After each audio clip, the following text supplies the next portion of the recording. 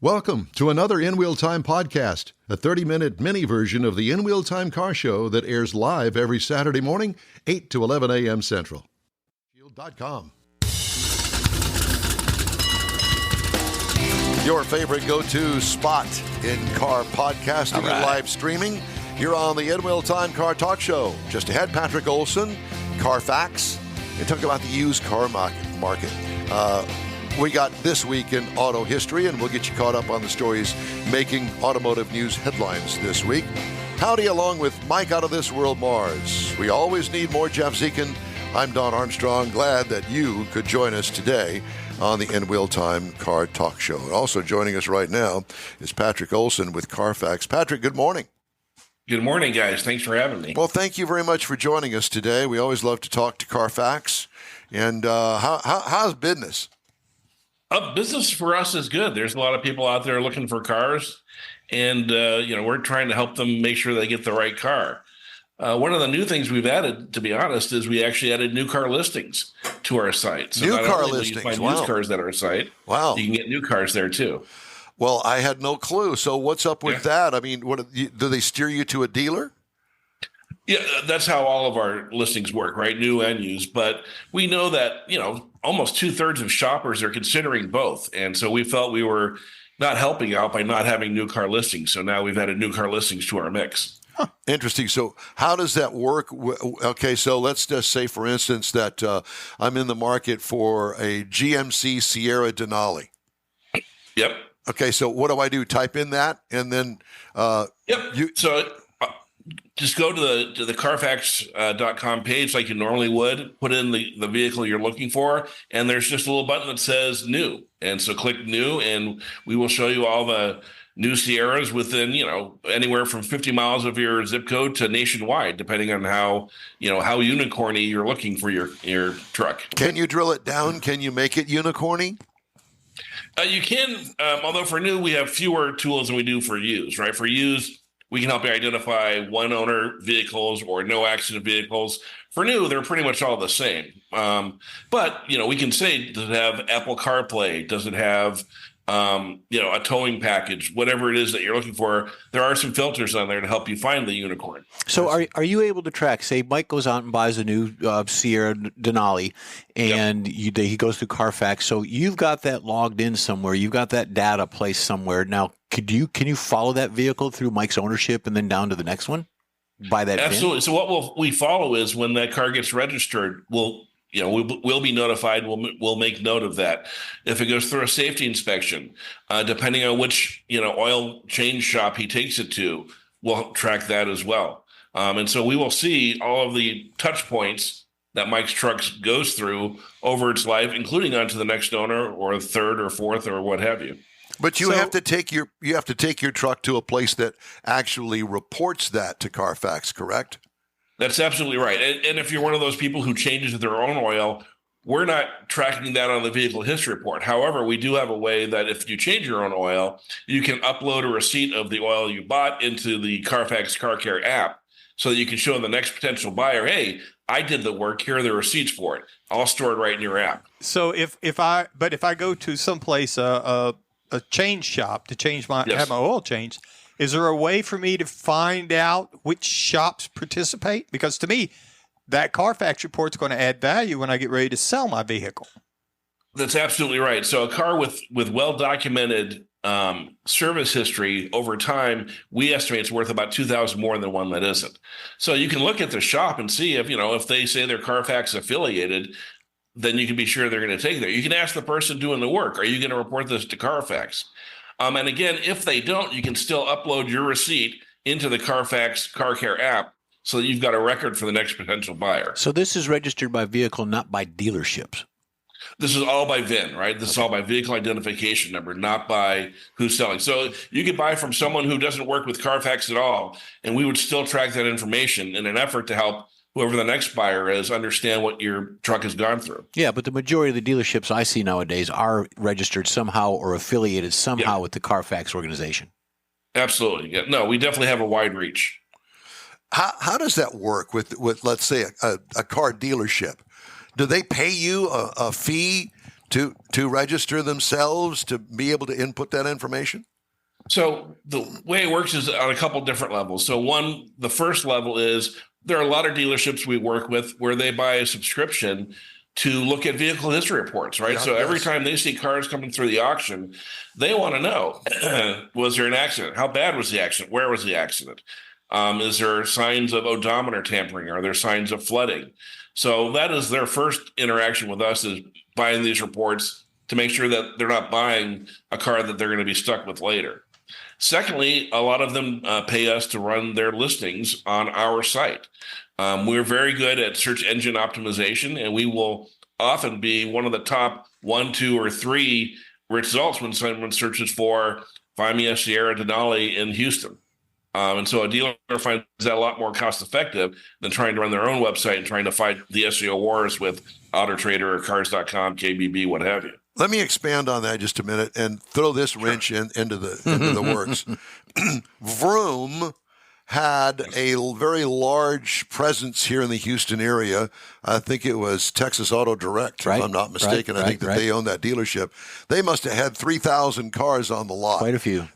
So what happens when a company like Vroom goes out of business? What happens to those cars? How do you continue to keep track of all those cars that they assume have registered with Carfax? Well, presumably all of those cars, the whatever holding company is left of Vroom when it's done will be unloading those cars, right? They need to pay off whatever debts they've got, and whatever led them to close in the first place. So they'll get retitled by somebody, and every time they get retitled, we'll know. We work with all the DMVs and all the states to make sure that we're aware of that. Just a short note on that. I went by that dealership probably 4 or 5 days after that announcement, and it was pretty cleaned up. There was probably maybe 200 cars left on that, and a lot of the car carriers, the big long ones that hold 7, 8, 9 cars, they were all lined up, ready to load up and go. But they were cleaning it up pretty quick. That was an old AutoNation dealership when AutoNation was in business, and it was a huge, huge lot. And they had a prep area, a huge garage where they prepped all the cars. It was impressive back when it was AutoNation. I started with AutoNation at that dealership. There was a recon center behind it, and the service center was state-of-the-art back in the time. But it was fun. It was a lot of interesting things and a good concept at the time. Yeah, and to have a big dealership like that go out of business, and the cars that I saw on the lot, they were probably 3, maybe 5 years old, but they were premier, pretty good looking cars. Yeah, the used car market has been, over the last year had pretty high prices. So I can imagine, dealership like Vroom would want to target the cars you're going to get the best return on. The good news for shoppers, though, is used car prices are coming down. We track those month over month, and in January they dropped about anywhere from $500 on average to $1,000 on average from the month before. So we definitely think it's getting to be a better time to buy a used car. Do you think that trend will continue? I do, because right now, new car inventory on lots across the country are at a 3-year high. And so that is meaning that automakers are returning to doing low interest rate financing, cash rebates, that kind of thing. And as new car prices come down, that inevitably puts pressure on used car prices to go down, because you have a choice between a new Honda Accord at 0.9% and a used Accord at 7 or 8%, which is around the current used car rates. You might be tempted to get the new one instead. So dealers need to compensate for that by lowering their used car prices. Okay, let's talk about EVs. Do we dare even talk about EVs? Because it seems to be a hot topic these days. Touchy. Except in Chicago, where it was so cold they couldn't get them charged. Yeah, we heard about that. Yeah.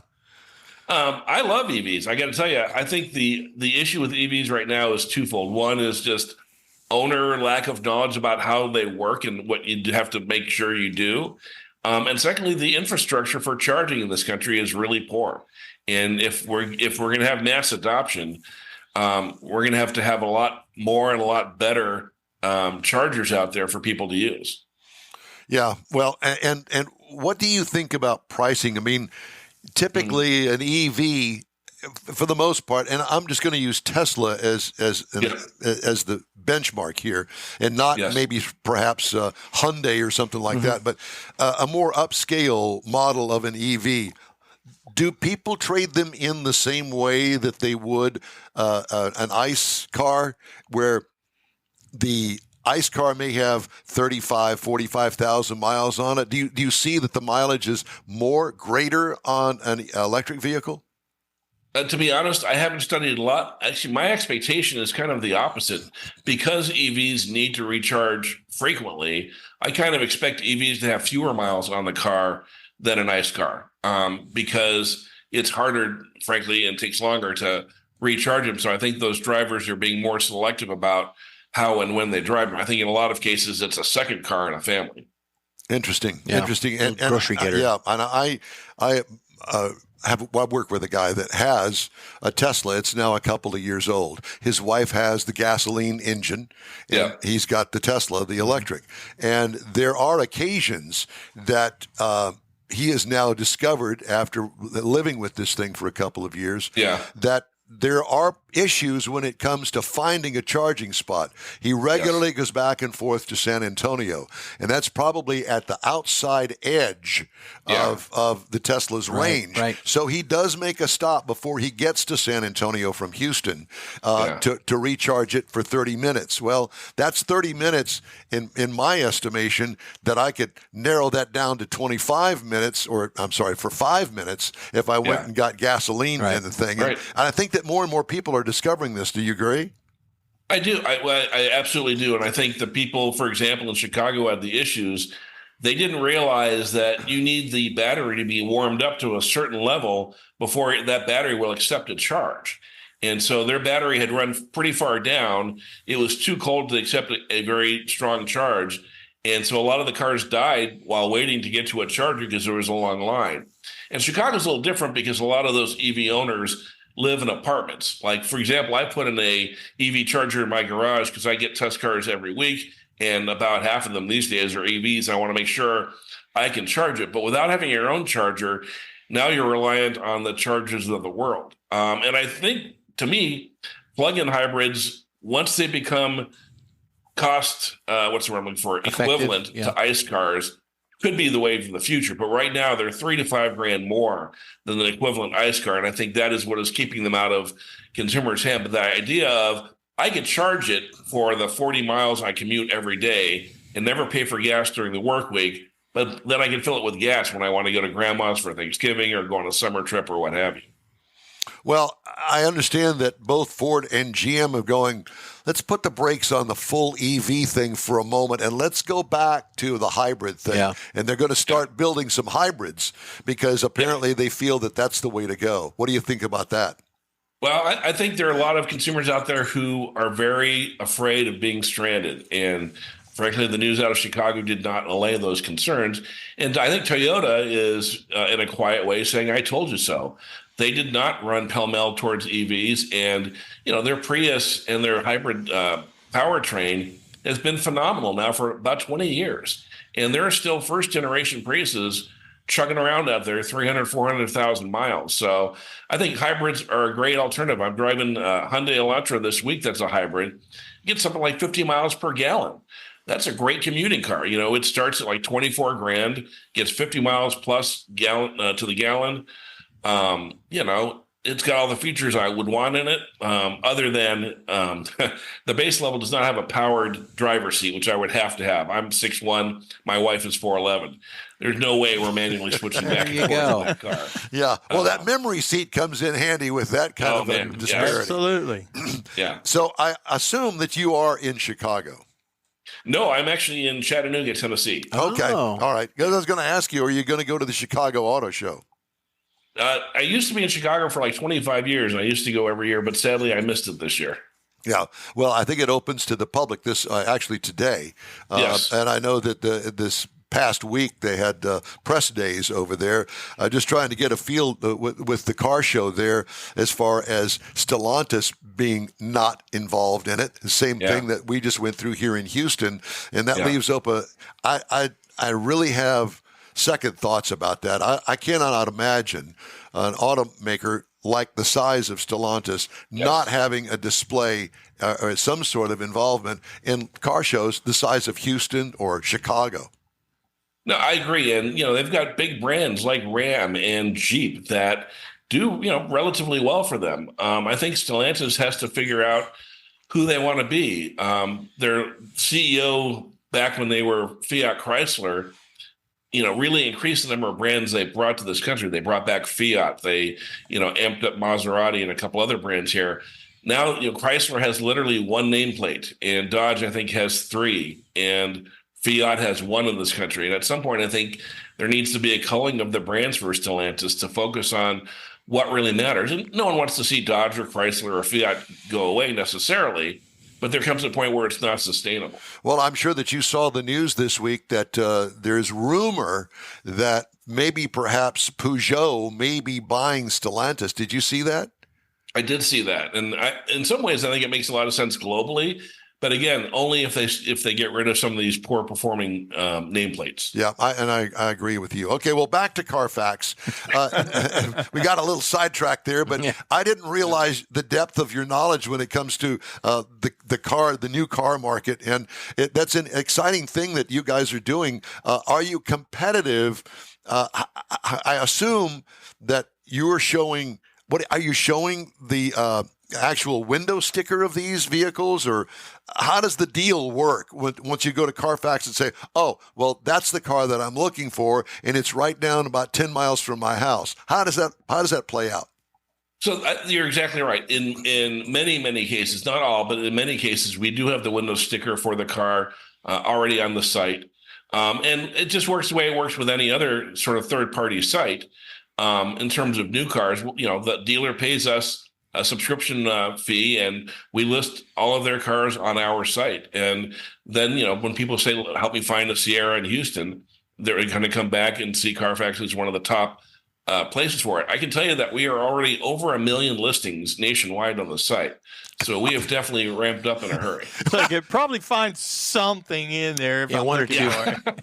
Listen, if you need to advertise, you got your old friends here in the In-Wheel Time Car Talk Show. So just let us know. Yeah, I will keep you in mind for sure. If they ever put me in charge of advertising, you'll be my first call. I will. We appreciate that. Well, it's always good to talk to you. Carfax is the way to go. You can find out about now new cars as well as used cars. And I want to know if that car that I'm looking at that looks really good, that is wrecked or not. I want to know. I want to know the service history of it. I want to know if there's any warranty left on it, and you guys can help me out with all that. Or a recall. Absolutely. Actually, it's funny you mentioned that, because accident and ownership are really 1 and 2 of what used car shoppers want to know when they're buying. People always think it's price, and it's not. They want to know, what is in that history that's going to bite me. Patrick, it's always great to talk to you. Thank you so much for joining us today. Let's talk again soon. All right, guys. Thanks so much for having me. Thank you. Patrick Olson with Carfax. That is so cool. Yep. You're on the In-Wheel Time Car Talk Show. Thanks for riding with us today. Time now for This Week in Auto History. Mr. Mars has that. Okay. Yes, sir, I do. So a couple of things that we wanted to bring up here and show this week. Yeah, I'm getting there.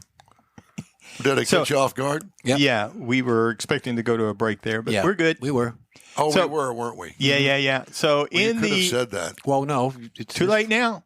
So one of the early things this week was when Henry Ford's Ford Motor Company took over the struggling Lincoln Motor Car Company. Now, the thing about this was Henry Leland was in a little bit of a bind with Lincoln, so Ford bought the entire company for $8 million at his closeout sale. Wow. So, also this week, Darrell Lee Waltrip was born. He's Say it again. Darrell Lee Waltrip? Darrell Waltrip. Yeah, Darrell Lee. I was trying to say it in my best Southern redneck voice. Another marble in your mouth. Yeah. So he became known as the premier stock car driver, a television broadcaster, analyst, author, and one of the things he did, he was the first NASCAR driver to surpass $10 million in career race winnings. Wow. Now, also this week, Simon Knudsen, Swedish, after graduating from MIT. He went from Southern to Swedish. Yeah, that's right. After graduating Just read the thing and listen, we can leave the accents out. After graduating from MIT, he went to work for Pontiac. In his first 16 years, he worked at 106 different GM plants. Eventually became manager of GM, and started pushing Pontiac's participation in NASCAR. This is Bunky Knudsen, right? Yeah, Bunky. Yeah. Bunky. He just couldn't say Knudsen. Yeah, that was it.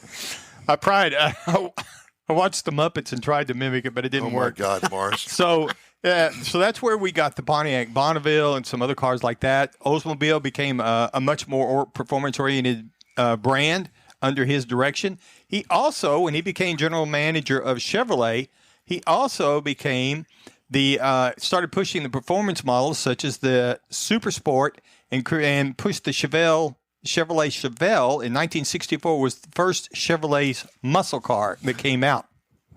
Now, in 1804, John Deere, there was really a John Deere was born up in Vermont.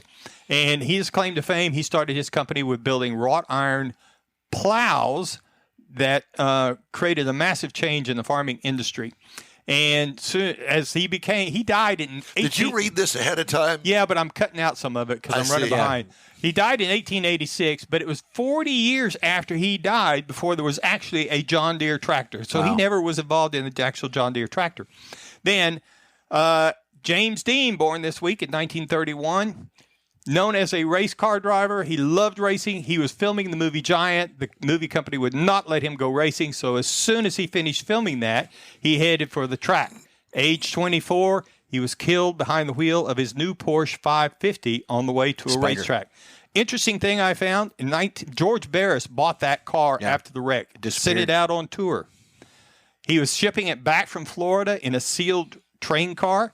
When it got back there, he opened the train car. The car was gone. Nobody knows what happened to the car. Yeah, there's a lot of spooky stuff involved in that car. There's a lot of, they think it's cursed. A lot of people died. Everybody that touched it died. Different story.